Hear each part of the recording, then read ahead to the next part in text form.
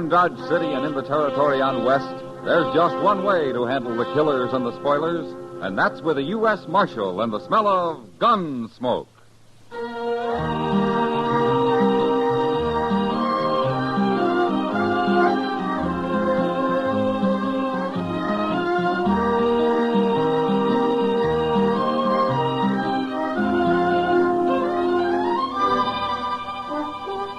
Gunsmoke, starring William Conrad. The story of the violence that moved west with young America. The story of a man who moved with it. Matt Dillon, United States Marshal.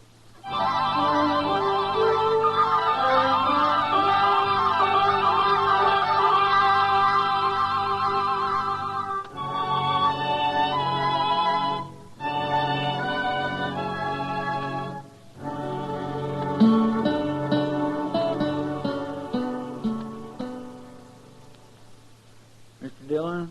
Yeah, what is it, Chester? You know Tiller Evans? Oh, the mule skinner? Yes, sir. What about him? He's standing out there in the street. Looks like he's about to head down Santa Fe Trail with a big load of supplies. Well? Well, I'm just wondering what a nice, sweet girl like Mavis McLeod can be doing with a man like that. You, jealous, Chester? Oh, no, sir. But Tiller's such a mean, ugly old bull. Oh, well, look at him. Look at that. What? Well, he just hit her, Mr. Dillon. What? Slapped her right in the face. He did. I told you he was mean. Well, that's a fine way to tell a girl goodbye. Yeah. Look, he hit her again. Yeah. Oh, I hate a man that picks on women, Mr. Dillon. Oh, poor little thing, she's crying. I sure am glad we're doing something about this. I hear anything about you when I get back, Mavis, I'll really whip you. You understand? No, Tiller, don't. That's enough, Tiller. What are you butting in for, Marshal? Let go of her. This ain't no business of yours. I said let go of her. Okay. I ain't hurting her none. Am I, Mavis? Am I? No. You see? You got no right to mix in people's private business, Marshal. This your wagon and mules, Tiller? Of course it is. Then get going. Right now. I'm going. But if I wasn't in a hurry, I'd have this out with you right here. And see you when I get back next week, Marshal. Well, Mavis, you remember what I told you now. Well, do you? Yes. What's going on here, anyway? Mavis, has this beast been after you again? Don't you call me names, Kitty. I'll fix you same as her. I can't tell you from one of your mules, Tiller. Now, look ahead. Leave him alone, Kitty. You get up on that wagon box, Tiller. Now. You wait till I get back.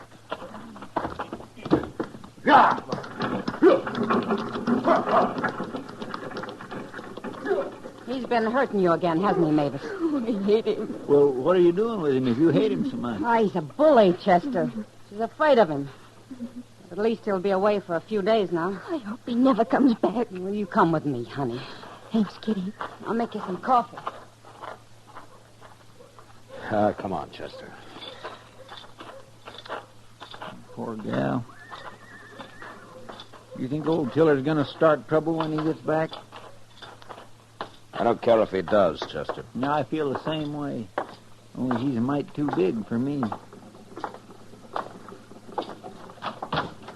What? Look, there's somebody here. Are you Marshal Dillon, sir? I am. My name is Marcus France. How do you do? This is Chester Proudfoot. Mr. Proudfoot? Mr. Proudfoot. Well, how do you do, Mr. France? I witnessed that scene in the street there, Marshal. That man should be horsewhipped. He sure should. Such a pretty girl. And she's an awful nice girl, too, Mr. France. I'm sure she is. Well, Marshal, I don't want to take up your time. I thought it best we have a talk before I go to work here. You're a stranger in town, huh? I arrived this morning. I'm from Philadelphia, Marshal, and I'm a gambler. Oh? They gamble much in Philadelphia?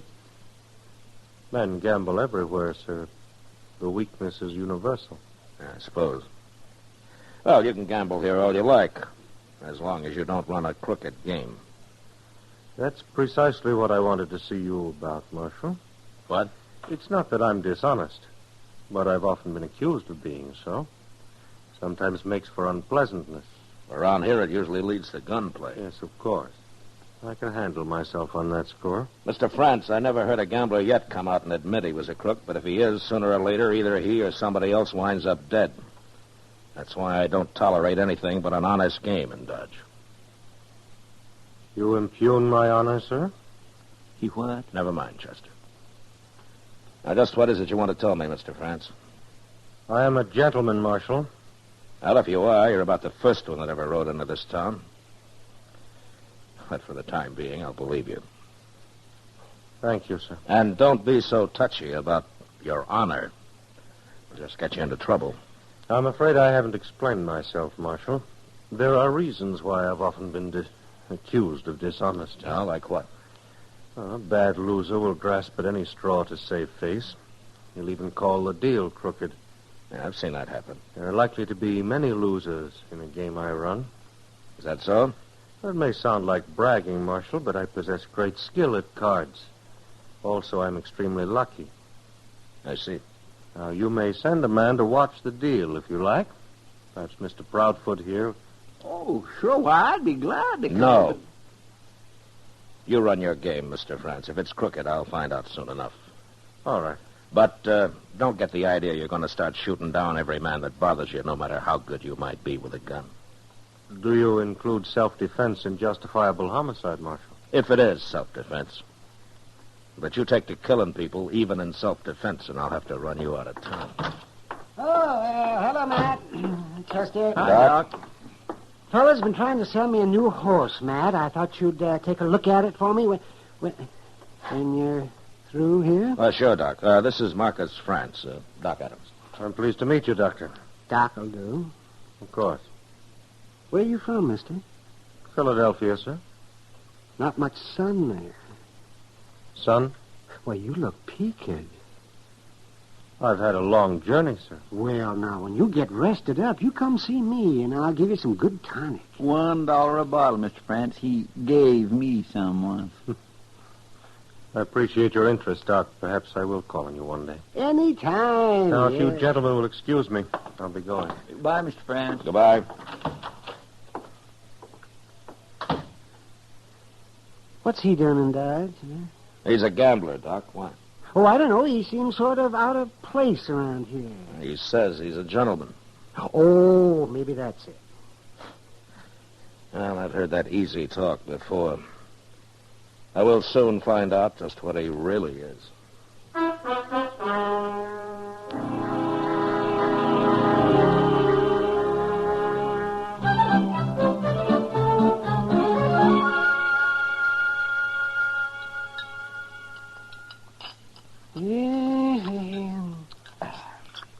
Oh, man, you'd think a restaurant like this could serve something besides beans with their meat, wouldn't you now, man? Honest. Oh, you got potatoes, Doc. I'm sick of them, too. Potatoes. Why don't you get married, Doc, and then you could eat fine. Oh, the last woman that wanted to marry me was a hog and hominy cook.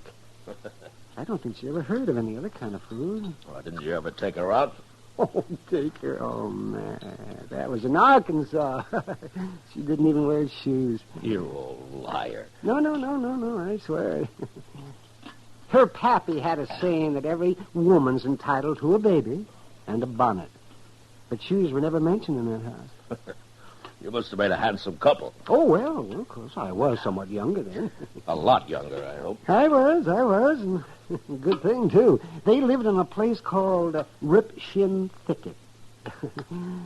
Rip Shin Thicket. The courting that girl was a day's work, man, believe me. Doc, why don't you finish your supper? I'm not even listening to you. Oh, and she had a brother called Spotted Jack, and he claimed he never slept in a bed his whole life. Or took a bath. There must be something else we can talk about, Doc. Oh, man, well, anything at all. Gee. Well, what are you going to do about that gambler, that Marcus France, for example? Well, I don't know yet, Doc. Well, he's been here for a week, and he's already killed a man. That was self-defense, all right. But if it happens again, he's through. You think he's dealing honest, Matt? So far he is. Mr. Dillon. Doc? Well, Chester? Chester? I've been over at the Texas Trail. Miss Kitty asked me to find you. Huh? Trouble? I don't know. But she said it was really important. Okay. Doc, you didn't tell me that Arkansas girl's name. Oh, well, it's a funny thing, Matt. She never told me.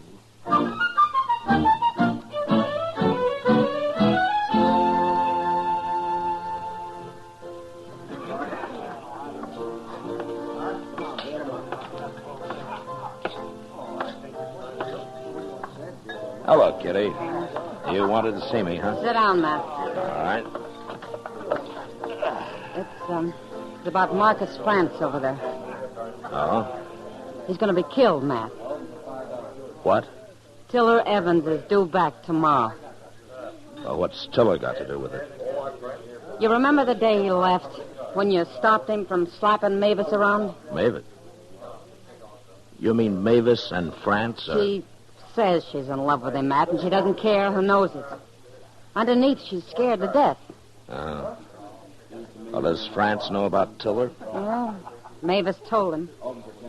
Matt, I don't know what you think about him, but to me, he's the most decent man I've met in a long time. Well, he may be, Kitty. But he's sure causing a lot of trouble. Well, Tiller's going to kill him. I know he is. You got to stop it, Matt. Kitty, how did a nice girl like Mavis get started with Tiller in the first place? Oh, she didn't have much choice. The big ape just moved in on her and took over.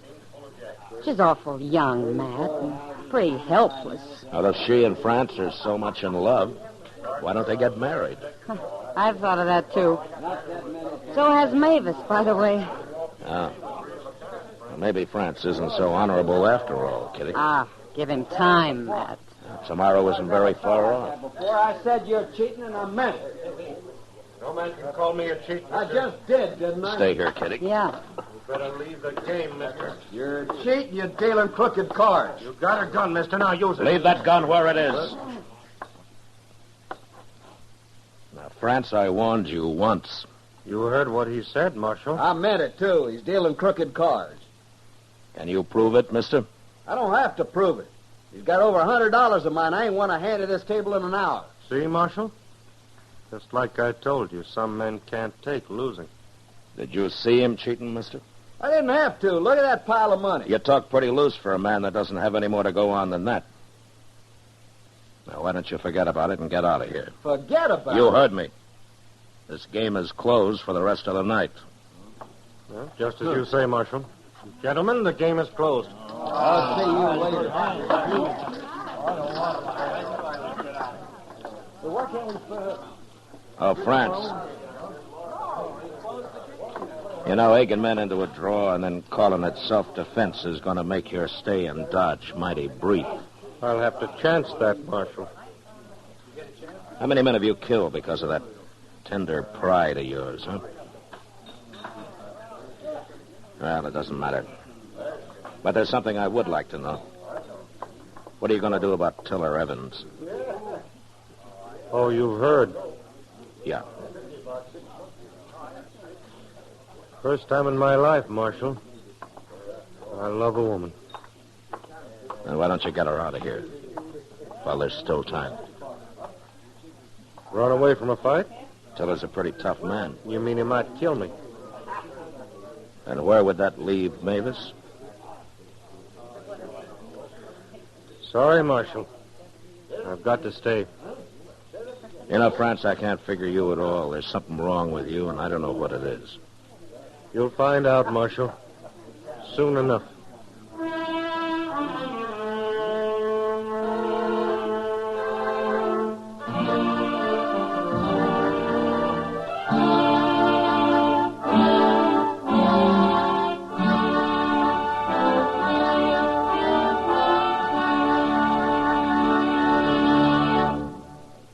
We will return for the second act of Gunsmoke in just a moment. But first, tomorrow afternoon on Stage Struck, Mike Wallace and CBS Radio cover the opening of the new Broadway musical, The Girl in Pink Tights. Its star, Jean Mayer, Charles Goldner, and others in the cast will be heard. Stage Struck on most of these same stations tomorrow afternoon, opening The Girl in Pink Tights, a promising newcomer full of Sigmund Romberg's music. Now the second act of Gunsmoke.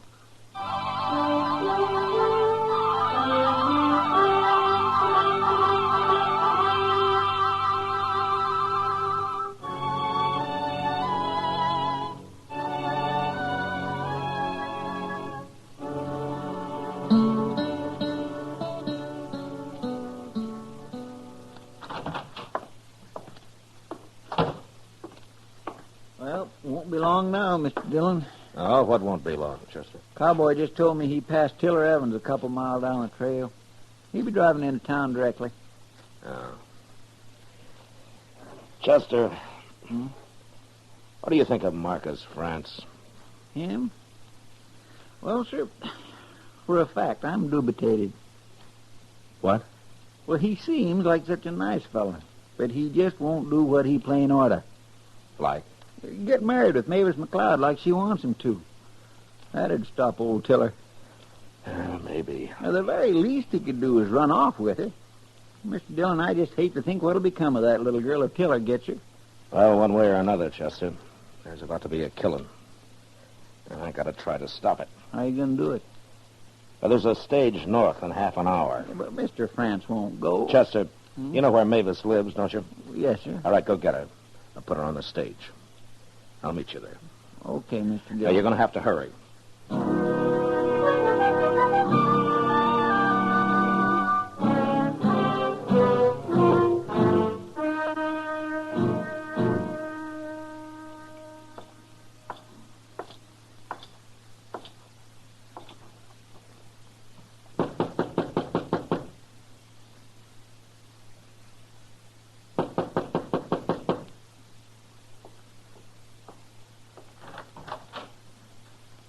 Hello, Marshal. Please come in. Thank you. I am honored, sir. Would you care for a glass of whiskey? No. No, thank you. The very best money can buy. France. Tiller Evans will be here shortly. You'll be looking for me, Marshal, not I for him. Well, any way it happens, there'll be a killing. One sinner less in the world. I'm a lawman, France, not a preacher. Yes, of course.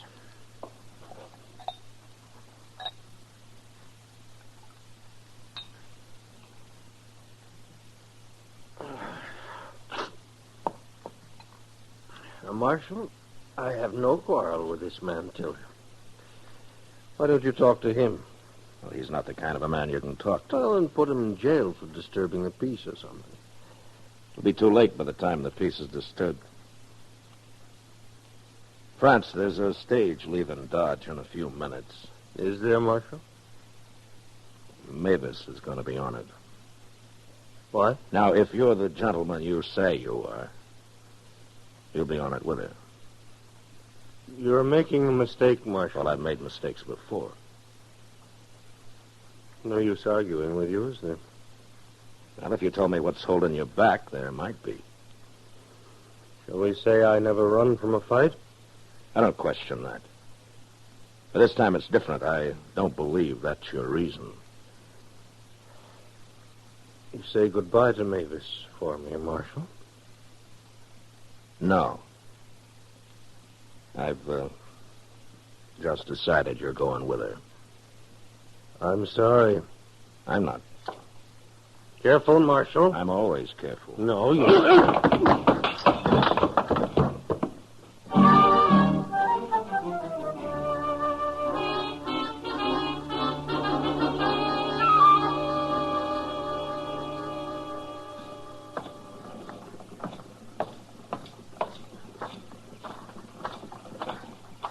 Hey, it's Marshal.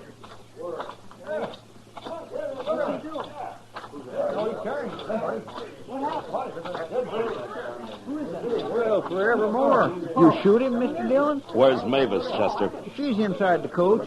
I'm keeping an eye on her. All right, open the door, Chester. France is going with her. Yes, sir.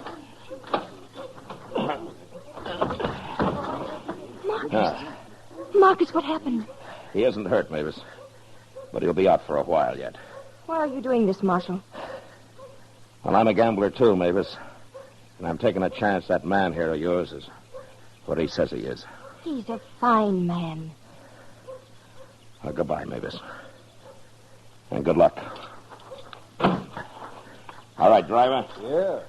Get this stage out of here. Sure, Marshal. Hold on there! What? Get going, driver. Go on.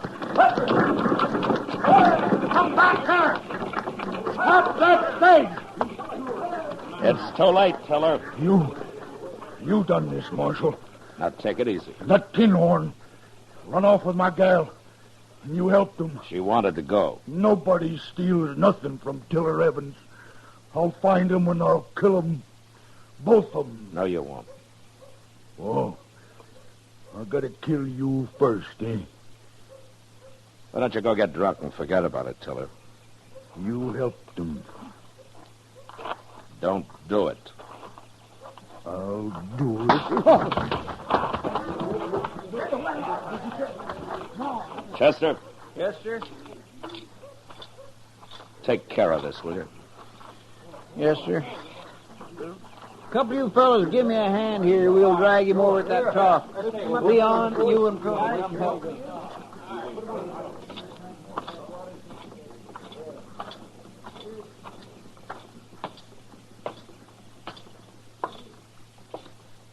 Matt, Yeah. is Tiller bad hurt? No, you'll be all right, Doc. Outside of being a little lonely. Mavis is going to be a little lonely, too. What? Marcus France did come to my office, Matt. What are you talking about, Doc? His lungs. That's why he came west. I wouldn't give him over a couple of months at the most. Mavis just isn't very lucky, is she, Doc? No, she isn't. But thanks to you, at least they'll have what time there is. He wouldn't have left with her any other way. Yeah. I guess Marcus really is a gentleman.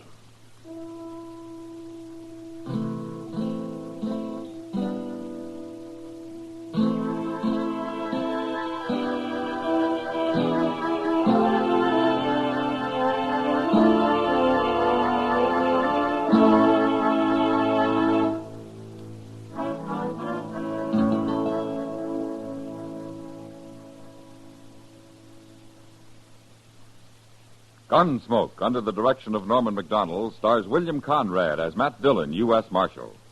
Tonight's story was specially written for Gunsmoke by John Meston, with music composed and conducted by Rex Corey.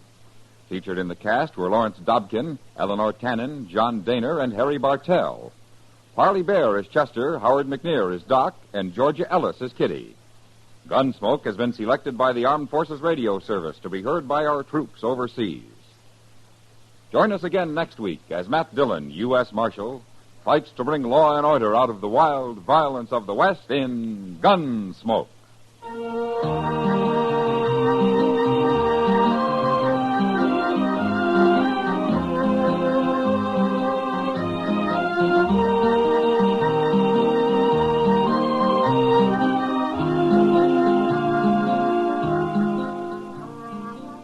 Monday night, CBS Radio's Suspense stars Ronald Reagan. The drama is an unusual one titled Circumstantial Terror. In it, a man is on trial for a killing he didn't commit, and the guilty man is on the jury. Tension mounts and mounts until the suspense is almost beyond belief.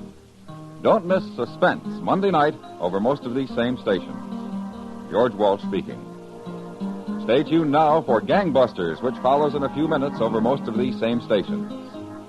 For more outstanding drama, remember the Lux Radio Theater, Monday nights on the CBS Radio Network.